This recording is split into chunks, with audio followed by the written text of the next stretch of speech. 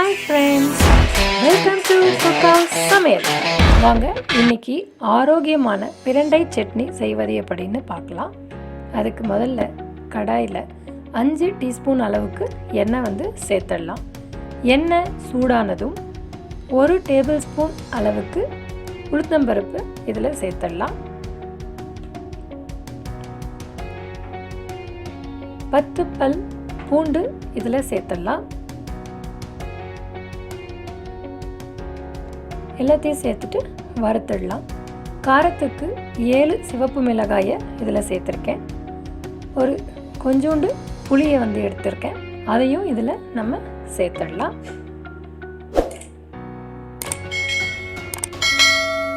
Friends, எல்லாத்தையும் போட்டு கொஞ்சம் வறுத்துடலாம்.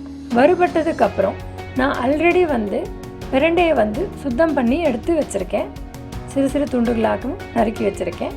அதையும் இதில் சேர்த்துடலாம். பாருங்கள் ஃப்ரெண்ட்ஸ், இளம் பிரண்டையாக எடுத்துக்கோங்க, நல்லாயிருக்கும். இந்த பிரண்டை 3லேருந்து 5 நிமிஷம் வரையும் வேக வச்சுக்கோங்க.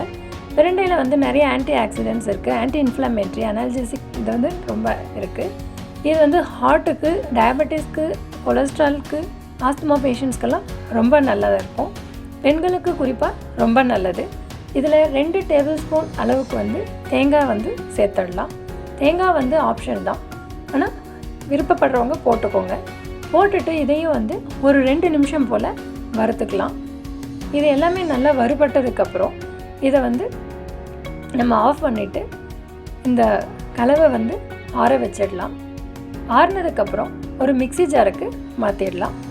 மாற்றிட்டு நம்ம தேவைக்கேற்ப 1 டேபிள் ஸ்பூன் அளவுக்கு உப்பையும் இதில் சேர்த்துட்டு ஒரு பேஸ்ட் போல் அரைச்சிடலாம்.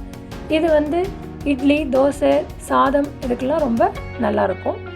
இது தாளிச்சிடலாம். தாளிப்பில் 1 டீஸ்பூன் எண்ணெய்க்கு 1/2 டீஸ்பூன் அளவுக்கு கடுகு சேர்த்துட்டு 1 டீஸ்பூன் அளவுக்கு பச்சைக்கடலைப்பருப்பையும் சேர்த்துக்கலாம். இது எல்லாமே நல்லா பொரிஞ்சு வந்துட்டுருக்கிற இந்த டைமில் 1/4 டீஸ்பூன் அளவுக்கு பெருங்காயத்தையும் இதில் சேர்த்துடலாம். கொஞ்சோண்டு கறிவேப்பிலை சேர்த்துடலாம். இது எல்லாமே நல்லா பொரிஞ்சதுக்கப்புறம் இதை சட்னிக்கு மாற்றிடலாம்.